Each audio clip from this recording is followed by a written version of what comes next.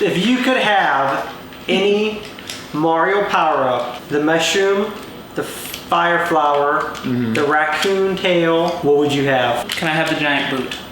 No, that's a vehicle. That's not a power-up. Frog suit, is that? No, those were the 3. Can you take powers from other? You're not Kirby.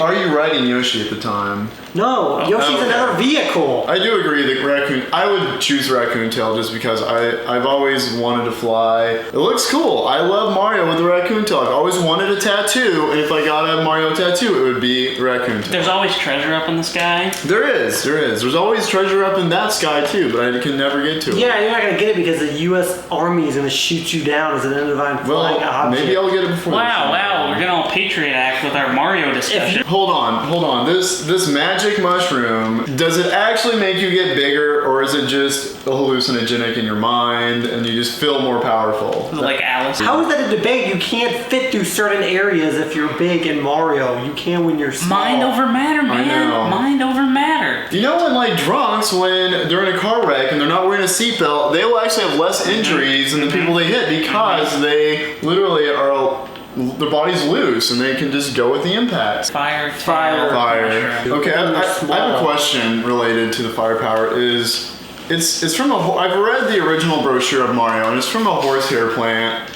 What is a horsehair plant? Does anyone know? Has anyone seen one? It's probably some Japanese mythology. Someone said it was like an actual. It's not a plant, but it's a mushroom. Where did you read that? Do you have sex?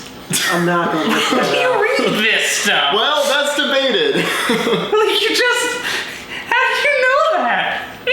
Oh, but it's a botanical object. In the original brochure that came with the game, just look it up, read it. You call it a game manual, it's not a brochure. Yeah, come on, man. You don't want to go to the... It's not like the Jehovah's Witnesses are dropping this off at your house. It's canon. So every block... No, Ganon is Zelda. Oh, can't. But every block, according to this, was like an actual person in the Mushroom Kingdom that was turned into, what was it, blocks and question marks and all sorts of things, and you're just killing them, you're murdering them. Those are all people? Yeah. Those are all people. When you do get that power, how good a control do you have over it? Because it's bouncing around. Like, if I want to, like, that candle over there, light it up, am I just gonna, like, miss and it'll just bounce around this house and light my house on fire? And you don't have any power over it in a 2D environment. I think it bounces until you kill something, because it bounces. That's terrible!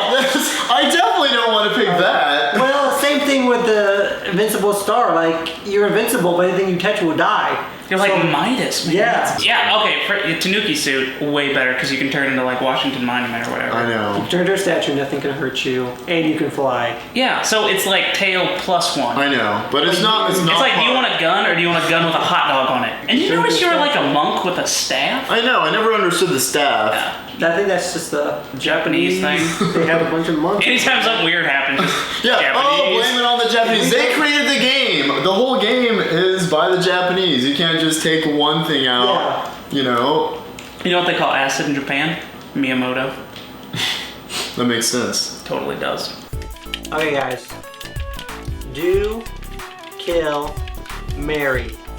Samus, Peach, Lara Croft. Totally kill Peach.